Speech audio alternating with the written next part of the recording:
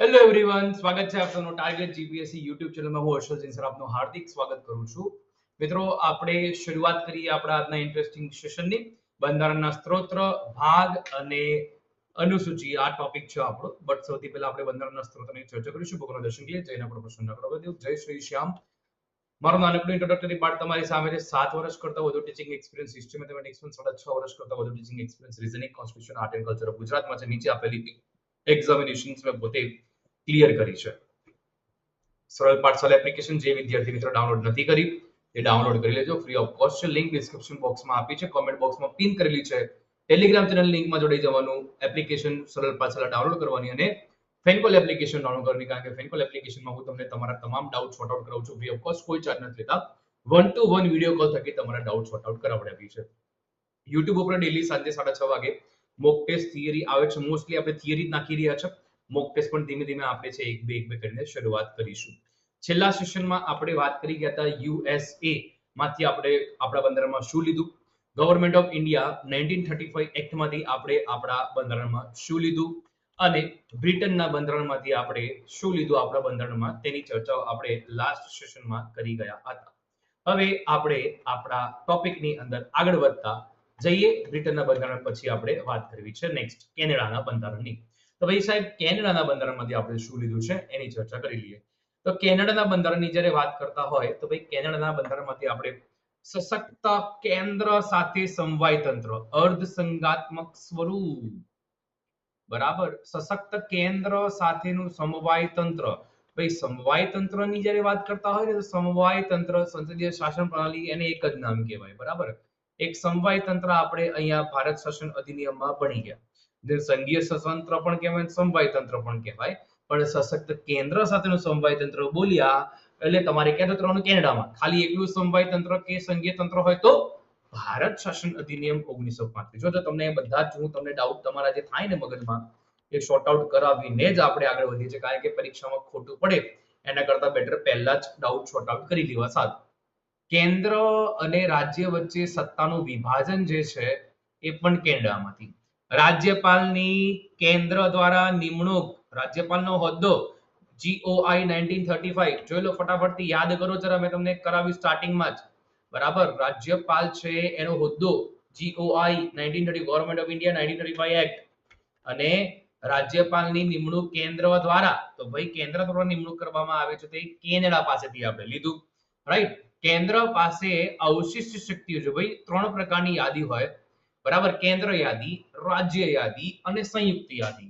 આ 3 યાદીમાં જે યાદી, જે વિષય એ યાદીમાં ના સમાયેલો હોય તો ભાઈ એ અવશિષ્ટ યાદીમાં જાય. ચોથી એક અવશિષ્ટ યાદી આવે અને આ અવશિષ્ટ યાદી પર કાયદો બનાવવાની સત્તા છે તે કેન્દ્ર પાસે હોય છે, કોઈ રાજ્ય પાસે નહીં. એટલે કેન્દ્ર પાસેની અવશિષ્ટ શક્તિઓ કેનેડાના બંધારણમાંથી. પછી સર્વોચ્ચ અદાલતનું સલાહકારી ક્ષેત્ર 143 નંબરનો અનુચ્છેદ, એડવાઇઝરી, એમનું જે આખે ક્ષેત્ર છે, બરાબર, એ એડવાઇઝરી ક્ષેત્ર, જે કહેવાય સુપ્રીમ કોર્ટનું સલાહકારી અધિકાર ક્ષેત્ર. ઓકે, તે આપણે કેનેડાના બંધારણમાં લીધું.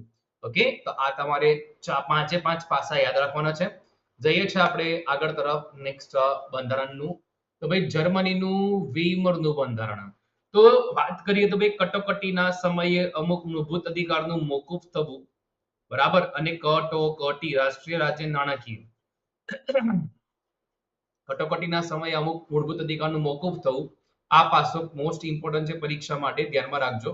યસ, જર્મનીના વીમરના બંધારણમાંથી આપણે આટલું જ લીધું છે, બહુ વધારે નથી લીધું.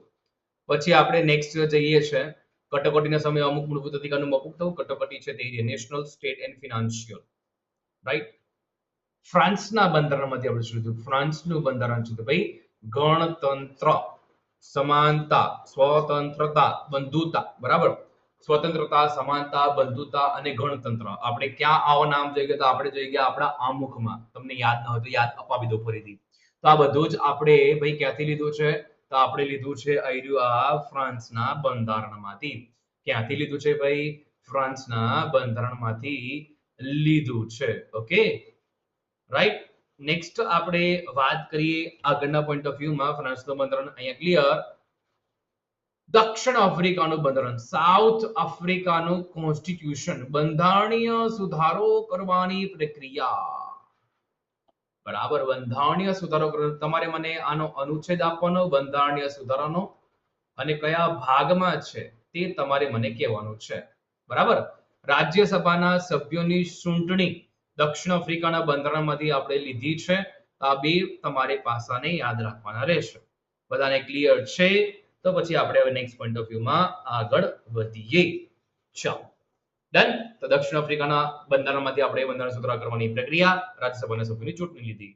નેક્સ્ટ વાત કરીએ આપણે ઓસ્ટ્રેલિયાનું બંધારણ. યસ, મોસ્ટ ઇમ્પોર્ટન્ટ છે ઓસ્ટ્રેલિયાનું બંધારણ. સમવર્તી યાદી, જેને આપણે સંયુક્ત યાદી કહીએ, કે ભાઈ જે રાજ્ય અને કેન્દ્ર બંનેની અંદર તમને જો પણ બંને કાયદો બનાવે, પણ જો કોઈ તકરાર થાય તો કેન્દ્રનો જે છે એ પાવર વધારે હોવાથી કેન્દ્ર જ જે હાવી પડે, મતલબ કે કેન્દ્રનો જ નિર્ણય છે તે આખરી ગણાય. વેપાર વાણિજ્યની સ્વતંત્રતા, આમુખમાં ભાષાનો સ્ત્રોત, બરાબર, ઓસ્ટ્રેલિયા પાસેથી લીધો. સંસદના બંને ગૃહની સંયુક્ત બેઠક, 108 નંબરનો અનુચ્છેદ યાદ કરો. સંયુક્ત બેઠકની જોગવાઈ છે તે આપણે ભાઈ બંધારણમાંથી લીધી છે, ઓસ્ટ્રેલિયાના બંધારણમાંથી લીધી છે આપણે. ઓકે, તો આટલી વસ્તુ તમને યાદ રહેવી જોઈએ. આઈ હોપ તમને બધાને ઓસ્ટ્રેલિયન બંધારણ ક્લિયર હશે. નેક્સ્ટ વાત કરીએ છીએ આપણે આગળ તરફ. પૂર્વ સોવિયેત સંઘ, that is USSR, Union of Soviet Socialist Republic, રશિયાનું બંધારણ. તો ભાઈ આયોજનનો જે ખ્યાલ છે તે આમુખમાં 3 પ્રકારના ન્યાયની ઉલ્લેખ છે, સામાજિક, આર્થિક અને રાજકીય. તો એ ભાઈ આપણે USSR, that is રશિયા પાસેથી લીધું. મૂળભૂત ફરજો, મોસ્ટ ઇમ્પોર્ટન્ટ ક્વેશ્ચન, મૂળભૂત ફરજો રશિયા, મૂળભૂત અધિકાર USA. બરાબર, ધ્યાનમાં રાખજો, બધી વસ્તુ થોડી નાની નાની છે, બટ તમારે એને યાદ રાખવી પડશે, કારણ કે આપણને પરીક્ષામાં પૂછતા હોય છે ખાસ કરીને. જાપાનના બંધારણમાંથી આપણે કાયદા દ્વારા સ્થાપિત પ્રક્રિયા લીધી છે, રાઈટ? યસ. અને આયર્લેન્ડનું બંધારણ, મોસ્ટ ઇમ્પોર્ટન્ટ બંધારણ આયર્લેન્ડમાંથી. તો આયર્લેન્ડના બંધારણમાંથી આપણે રાજનીતિના માર્ગદર્શક સિદ્ધાંત લીધા છે ભાઈ. બરાબર, જો ભાગ 4 ની અંદર રાજનીતિના માર્ગદર્શક સિદ્ધાંત છે, ભાગ 4A ની અંદર છે તે મૂળભૂત ફરજો છે આપણી પાસે. ફરજો જે આપણે ક્યાંથી લીધી, તમને થોડીક વાર પહેલા જ કહ્યું. મૂળભૂત ફરજો આપણે ક્યાંથી લીધી? જો ભાઈ, મૂળભૂત ફરજો આપણે લીધી છે રશિયા પાસેથી. ક્યાંથી ભાઈ? રશિયા પાસેથી. મૂળભૂત ફરજો મૂળ બંધારણમાં નહોતી, એને એડ કરવામાં આવી હતી, યાદ રાખજો તમે એને પણ. ઓકે, તો રશિયા પાસેથી આપણે શું લીધું? મૂળભૂત ફરજ. મૂળભૂત અધિકારો છે તે આપણે ક્યાંથી લીધા? તો મૂળભૂત અધિકારો જે છે એ આપણે લીધા છે રશિયા USA પાસેથી. અને હવે ભાગ 4, that is રાજનીતિના માર્ગદર્શક સિદ્ધાંત, રાની માસી કહીએ છીએ આપણે એને, આપણે આયર્લેન્ડમાંથી લીધા છે. તો યાદ રાખજો, મોસ્ટ ઇમ્પોર્ટન્ટ છે. પછી રાષ્ટ્રપતિની ચૂંટણીની પ્રક્રિયા, રાષ્ટ્રપતિની જે ઇલેક્શનની પ્રોસેસ છે તે કઈ રીતે કરતા હોય છે તે, અને રાજ્યસભાના નિમાયેલા સભ્યો, ચૂંટાયેલા નહીં, રાજ્યસભાની અંદર જે નિમાયેલા સભ્યો છે તેનો આપણે અહીંયા ઉલ્લેખ આયર્લેન્ડના બંધારણમાં જોવા મળે આપણને. ઓકે, તો બસ આપણે આ સેશનમાં આયર્લેન્ડના બંધારણમાંથી શું લીધું, પછી આપણે જાપાનના બંધારણમાંથી શું લીધું, USSR માંથી શું લીધું, ઓસ્ટ્રેલિયામાંથી શું લીધું, દક્ષિણ આફ્રિકામાંથી શું લીધું, ફ્રાન્સના બંધારણમાંથી શું લીધું, અને જર્મનીના વેબરના બંધારણમાંથી શું લીધું, અને કેનેડાના બંધારણમાંથી શું લીધું, એ બધી ચર્ચાઓ કરી. આઈ હોપ તમને બધા મિત્રોને ક્લિયર હશે. આમાંથી તમને જોડકામાં પ્રશ્નો પૂછાય, કાં તો સિંગલ ક્વેશ્ચન પૂછાય, પણ પૂછાશે ખરા કે તમે લખી લેજો. તમારી આવનારી તલાટી, CC, STI, GPSC ગમે તે વર્ગની પરીક્ષા છે એમાં મારા 6:30 વાગ્યાના સેશન તમને મોસ્ટ હેલ્પફુલ રહેશે. એટલે તમે આ કડીને ચૂકશો ને તમારી માટે કરીને આ સિરીઝને ચલાવીજો, તો તમારા મહત્તમ મિત્રો સુધી શેર કરજો.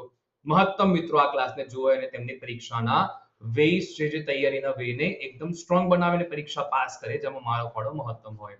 મળીએ નેક્સ્ટ ક્લાસમાં. જય હિન્દ, જય ભારત, જય ગરવી ગુજરાત. Take care, bye. જય શ્રી શ્યામ, ખાટુ શ્યામ બાબાની જય હો. મળીએ નેક્સ્ટ ક્લાસમાં. Thank you for watching this video. Subscribe, share and like.